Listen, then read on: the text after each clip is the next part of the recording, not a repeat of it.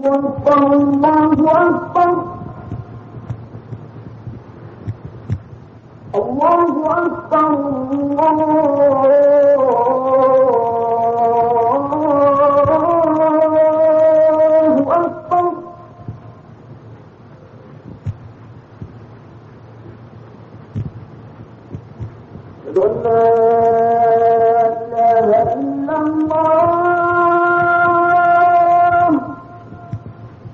the name of God, the beneficent, the merciful, the creator and the sustainer of the universe, peace and blessings upon his servant and messenger Muhammad forever. Ameen. I bear witness that there is no God worthy of worship except the one true God, and I bear witness that Muhammad is the messenger and servant of God. As is my fashion, I greet you with a greeting that is common among Muslims around the world. It's a universal greetings of peace. It's a greeting that has been used by all of the prophets, from Abraham through to Prophet Muhammad. May peace be upon them all. Assalamu which means peace be unto you. I'm your host, Hamid Rashid. Today we have our 34th program in our series dealing with the social system of Islam. We'll be continuing our discussion of the topic of polygamy in Islamic law. This is our 4th program dealing with this subject. I have joining me on the program as usual, Dr. Jamal Badawi of St. Mary's University. Brother Jamal, Assalamu alaikum. Could I ask you to very quickly highlight the main points that we commented on in our 3rd program in this topic dealing with polygamy? Sure. We continued in the last program discussion of the meaning of justice, which is a prerequisite for permitting polygamy. We also discussed the fact that Islam, for the first time in its own scripture, among all world scriptures, specified the maximum number of wives to be taken under any circumstances, which is a step much forward than what was common, having an unrestricted number of wives in the past. The main part of the program, however, dealt with some analysis of some of the possible reasons why polygamy was permitted in Islam, starting all the way from divine wisdom, who allowed that in scriptures of various religions, even before Islam. There must be some good reason. Secondly, something pertaining to Islam in particular as a universal message to all people in all times and places where there might be different cultural needs, social problems, and individual problems, and that Islam proposes practical and wholesome solution to all of these rather than just talk about idealistic things that does not exist in the world of humans. More specifically, we talked a little bit about some of the collective reasons which may make polygamy a more wholesome and compassionate solution. The case of low sex ratio as a result of wars, or more fatality among men, depending on the circumstances. And we started dealing briefly towards the end of the program with some of the individual cases, such as incurable diseases, or a wife who might be confined for years to a mental hospital, for example, where any other alternative other than polygamy would be cruel, because it involves either divorcing a sick wife who is really in bad need of support during her suffering, which might extend for years, or to encourage the husband to go from back door to satisfy his needs. So still polygamy would be a morally superior solution in extenuating circumstances such as these. Mm-hmm. Well, now in our last program we ran out of time as you were expanding on some of the individual cases which might help us to understand this issue a little bit further. I wonder perhaps I could ask you to continue with some further discussion of that. Some additional examples? Some additional examples of individual cases, yes. Well, a common example also is the case of barrenness. Of course, barrenness, as you know, could be from the man's side or from the wife's side. It could be from either. But suppose there is a case of barrenness on the woman's side, has been shown or proved, and the woman doesn't bear any children. Now, it is quite natural and human instinctive need for man and woman for that matter, to want to have children of their own. Now, what could a person like that do in his early life? He wishes to have children of his own, but that's not possible with his first wife. Should he be expected to suffer for the rest of his life? Or should he divorce his wife, whom he may love so dearly? Of course, some people might say, which is quite possible, a possible solution, why can't he adopt? Islam does not allow adoption in the Western sense, but allows fostering. Yes. Okay, to take a child and look after him. Well, that could be possible, and if that satisfies his needs and his wife's needs, that's fine. I mean, there is no objection. But on the other hand, there are some people also who instinctively wish to have children of their own, you know.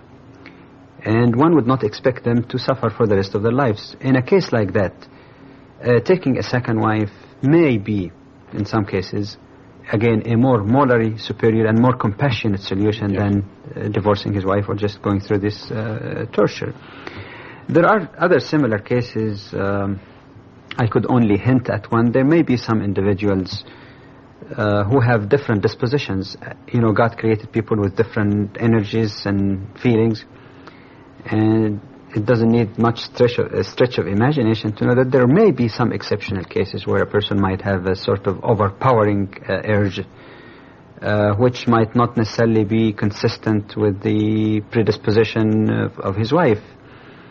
In some cases like this, rare as it may be, the only other alternative for that person would be to really push him, if he's not too pious, to commit acts of adultery outside of the marital bonds.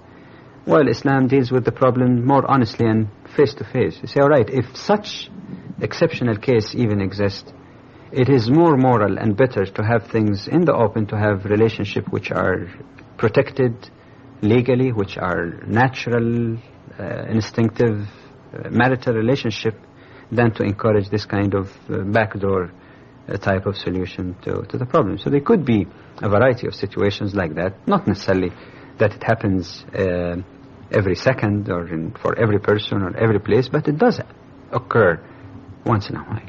Mm-hmm. Well, so far in our discussion, we've been discussing this issue of polygamy predominantly from the male perspective. I wonder if perhaps we might be able to look at the other side of the coin now, from the female side, and perhaps start with the situation of the second wife in a polygamous situation. What options are available to her? Why should you accept something like that, or a relationship like that? Well, just to make a cross-reference, in a previous program about the rules of marriage in Islam, it was indicated that the acceptance or consent of both parties is a prerequisite for the legality of marital relationship. We talked about cases where if a woman does not agree and she's forced into a given marriage, it could be nullified. We have given several examples of that. So it must be by agreement on her own free will to accept a situation like that.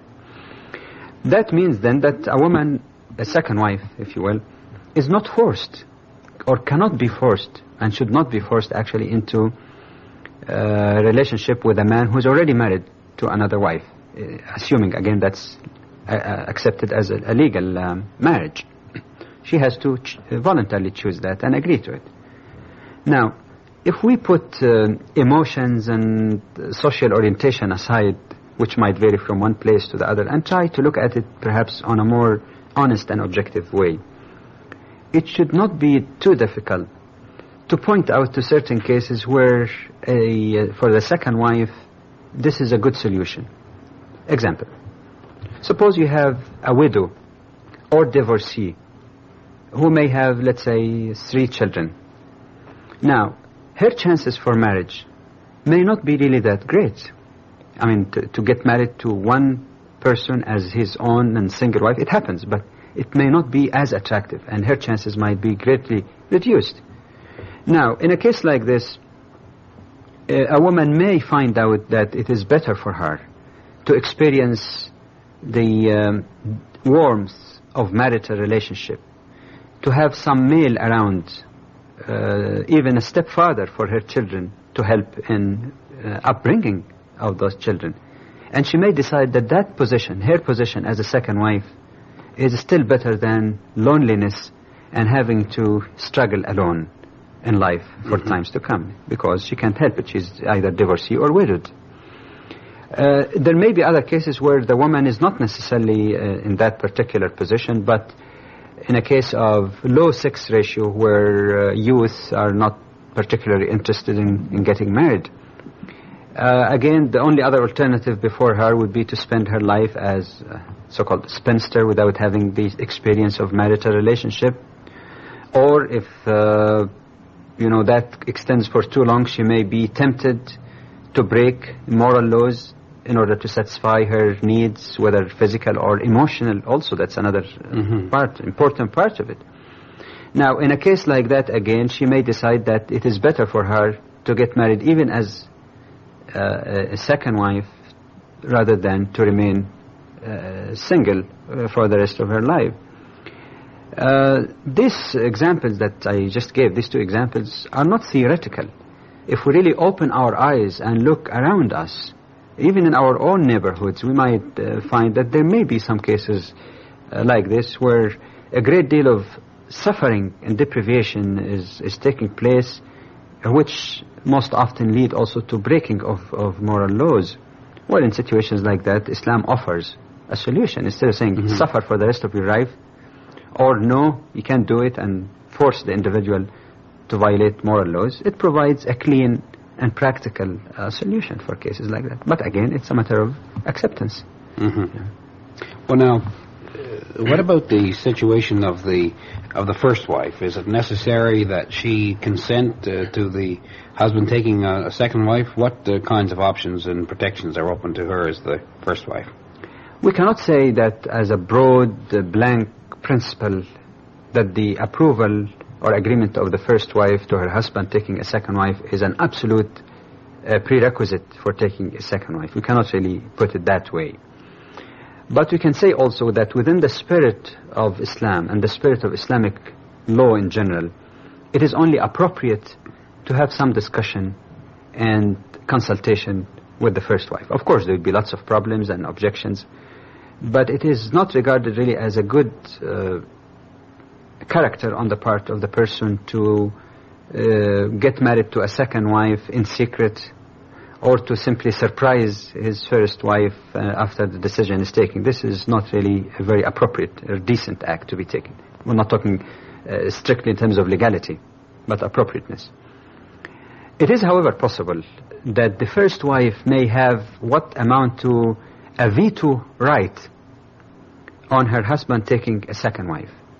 In Islamic law, at the time of marriage, if the first wife, or the wife at that time, specify in the marriage contract that her husband shall not take a second wife, many jurists say that this condition is enforceable and it would be binding on the husband to follow.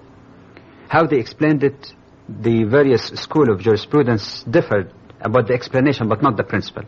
For example, in the Hanbali school of jurisprudence, they say that marriage could be invalidated if he takes a second wife on the basis of violation or breaking of the marriage contract. That's their basis. In other schools like Maliki school of jurisprudence, they said she could nullify the marriage or ask for nullification of marriage, not on the basis of breaking the contract, but because of harm, darar, which is one aspect of Islamic law, that some harm was inflicted upon her because of his violation of that contractual commitment or agreement, which basically say again that he can veto. Or you might call it again like no fault type of divorce on her part. Now, there is also another form of protection for the first wife, which again amount to basically a veto right on polygamy. And this is called asma in Arabic, which is translated in English more or less like, delegated repudiation. Delegated repudiation, which simply means that a woman at the time of marriage may specify in the contract that she would have the unilateral right to divorce her husband. See, just like the husband may have the unilateral right, she also may have the unilateral right to divorce her husband. In which case, if the husband takes a second wife and she doesn't feel happy with this, she's authorized, according to that clause, to divorce her husband unilaterally. So these are various forms where at the time of first marriage could be specified and provide protection also for the first wife. Well, now, what about the circumstance where the marriage contract did not place any restrictions on polygamy? Does the wife still have the unilateral right to divorce? Well, that's an interesting question. Many times when I invited to give lectures and talks about various aspects of family in Islam, and when I mentioned these protections that I discussed in the previous question, some of the sisters said, "Oh, I wish I've known that, you know, if I were aware of that only at the time of marriage, but what can I do now?" I think it's a legitimate question. No, it doesn't mean that there is no protection, even if it's not specified. Because in Islamic law, a woman is also entitled to seek divorce for good reason, good cause. For example, if the woman can show that her husband's taking of a second wife was really not only unnecessary but caused her, that's the main thing, caused her harm or injustice, which is against the permission to give polygamy. We mentioned before that polygamy is preconditioned by certain conditions, one of which, of course, is the justice, absolute justice. There is no first wife or primary wife and second wife. They have to be all in equal footing, on equal footing. She can go to the judge and she may ask also for divorce. This is another way out of the problem. Well, now, what happens in the event that the judge is not convinced that there is any real harm that has been done? Is there any other option that she can fall back on? Well, even then there is still a way out. In Islamic law, there is a system which is not known in the West, which is quite interesting. It's called khula, which means that even if there is no fault on the part of the husband, it applies to polygamy or other cases even. There is no fault on the husband. He's supporting his family. He's not committing any injustice. Like you said, the judge could not find any fault with him except that he simply needed, for some reason or the other, to have a second wife. The first wife who's not happy with this can simply make a kind of agreement with the husband to pay him some financial compensation in return for getting out of this marital relationship. That compensation is usually in the form of returning back whatever marriage gift or mahr, or sadaq as the Islamic term actually, was given to her at the time of marriage, or any other property that he gave her because of the marital relationship. So justice demands that if she wants to get out on her own, then at least he should get back this kind of thing that he gave, with the understanding that it would be a lasting marital relationship. So she can apply that option if she feels, again, that it is against her interest to continue as his wife. But she still, of course, has the other option that if she feels that it's still comparatively better for her to remain as his wife, she may do so. So there are protections, even in that case, Sort of a supplementary to that, and the husband is obligated then to, if the wife wishes to get out of the marriage, he's then obligated, if she offers to make this payment, to accept? Oh, yes. In Islamic law, he cannot refuse. And this subject is an interesting one because, like I said, it would be new for many of the Western viewers and audience. But when we touch on the topic on dissolution of marriage, marital problems and divorce, we can discuss that further. But I can say at this juncture, yes, you're right. The husband has no right to refuse, but they have to work out whatever financial agreement. But in principle, he cannot refuse. Yes. Well, now I'm sure as we've gone through the previous 4 programs in the series, many people who have been watching the program probably have asked themselves, what about the plurality of husbands? We've talked about the plurality of wives. Right. What about polyandry? I think it is it? Polyandry. What about the situation of polyandry? Is why not have plurality of husbands? Well, we can look at that first of all in terms of Islamic law, whether that's permissible or not. First, as a basic statement. Then we can look at it historically and analytically in order to put the picture together. To start with, by way of a statement, polyandry, or having more than one husband for the same wife, is not permissible in Islamic law under any circumstances. I have to be honest and clear in stating that. In fact, when you go back to the Quran, in the verses which mentioned or alluded to polygamy, more particularly chapter 4, verses 3 and 129, it says, فَانْكِحُوا مَا طَابَ لَكُم مِّنَ النِّسَاءِ, marry of women of your choice. It didn't say men or women, and the Quran is very delicate and very accurate in its expression. So that rules out this notion of polyandry, because it is only the female gender that was used. But again, aside from the fact that there's absolutely no difference among jurists that polyandry is not permissible in Islam, if you look at it historically speaking, and that might be illuminating. And when I say historically, I'm not talking about history of Muslims, just 1400 years, I'm talking about the history of the world in general. I think you will find that the incidence of polyandry, more than one husband to the woman, has been very, very rare. I'm not saying non-existent. It did exist. It may still exist even in some rare cases, but it has been comparatively very, very rare as compared with the occurrence of polygyny, or one husband having more than one wife. And we have seen before that even Israelite prophets in various religions in their early stage of development, including Judaism and Christianity, as well as Islam, did permit, in the case of Islam, still does permit polygyny. See? Now, when you try to explain why was this more common in almost all civilizations, religions, and different parts of the world, perhaps some analytical questions may be useful. First of all, biologically speaking, a woman gets pregnant only once. See? Whereas a man may have several infants from his progeny at the same time if he has more than one wife.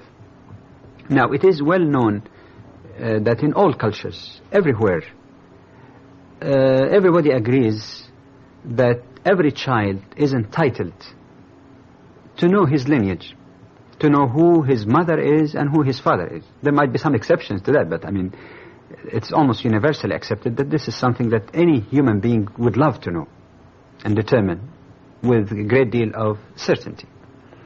Now, let's take the assumption for the sake of argument that a woman is married to more than one husband and she gets pregnant. Now, whose child is that? When that child is born, well, his mother would be known, of course, because there's only one mother. Yes. Who can bear him. But who his father is, if she's married to 3 husbands, you know. And this is a very difficult question, you know, and there is no practical really solution to that if you look at it even purely from the biological point of view. Secondly, you can have also another social aspect of it. Of course, when we say social, we have to be cognizant that this may vary from culture to culture and place to place, but on the whole, it is not unreasonable generalization to say that, generally speaking, the male side is the head of the family, generally speaking, including even in contemporary world. Not in the terms of dictators, as we'll discuss later on, but still, he holds some kind of leadership of the family. Now, if a woman is married to more than one husband, who is the boss? You know, it leads to a situation where, again, considering man's or male's comparatively aggressive, and you call it even dominant or dominating nature, God created him like that. That there will be blood on the floor. You know, you can't imagine the situation where 2 husbands are competing for the same wife, especially if in the same household. It becomes a very unpleasant type of thing. But in addition to this biological and social aspects, I think there's something more important than that, which is basically innate and psychological aspect of it. You see, for a woman, the matter of sex is much deeper than that in the male side.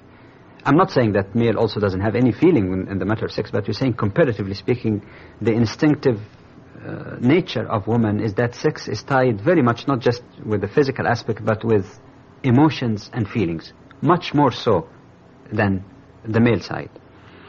It follows from this that her feelings normally tend to concentrate in one particular person. And I'm talking, of course, about a natural, healthy female whose mind and values are not polluted by a promiscuous situation or rampant, loose sexual morality in society. I'm talking about if the person is brought in a normal, virtuous type of situation. It's always focused on one man. And I'm not talking again in terms of theory. I've talked to many, females on the same issue. And I asked that question, can you imagine or perceive of yourself being a wife of more than one man? And it's almost universal answer that, it's just unbelievable. Of course, still, imagining herself being a second wife for the same man or first wife for a man who has more than one wife is still also, not as pleasant, but the comparative degree is quite different. And that's why we find some scholars actually say that woman by nature is comparatively much more monogamous in her attitude, whereas man has some elements of polygamous tendencies. Mm-hmm. Well, we only have a few minutes left in today's program. I'd like to ask you about the situation where the husband is barren or chronically ill. Mm-hmm. What can a woman do if she's not permitted to have more than one husband, as we've just been discussing? You mean why not consider multiplicity of husbands? Yes. A better solution than divorce? Mm-hmm. Well, if a woman faces a problem like that, similar to the problem of man, she has the various options that we have discussed before. I'll summarize them again. But I think we have to keep in mind that considering some of the negative aspects of polyandry, or having more than one husband, which makes it rather impossible really to have an orderly society when this is practiced on any scale, really. Still, the woman is not forced into that situation at all. You say, all right, if she wanted to be kind and compassionate, well, it doesn't mean that she can marry another husband and look after her sick first husband. We have seen that this probably won't work. If she's really sacrificing and she wishes for the sake of God or whatever other noble motive she may have to look after her husband and her children, she may do so. I mean, nobody forbids her from doing this.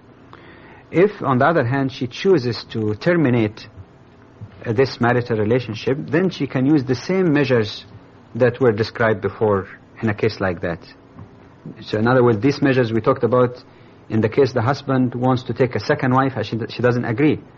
But now we're talking about a wife whose husband is chronically ill or is confined to a mental hospital or whatever, and she does not wish to just live like that.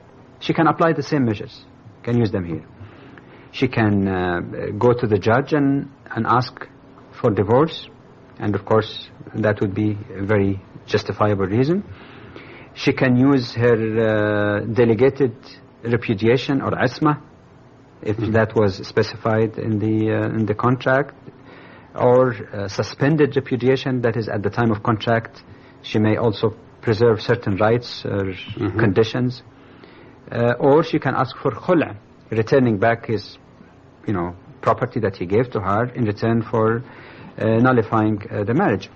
So what we're saying here is that it is not exactly like some people might believe. It's just the exact other side of the coin, because God created male and female also with some different disposition. They are equitable and equal in the basic human or spiritual structure, but not necessarily in every aspect of their lives and their nature. So the solution is there, but it is an equitable solution rather than simply a superficial mathematical equality. But just one final quick comment, that this solution or options are more even than the options found even in Western laws. Okay, well at that we'll have to leave because we've exhausted our time. We want to thank you for watching. Invite you back next week. Assalamu alaikum. Peace be unto you. Allahu Akbar.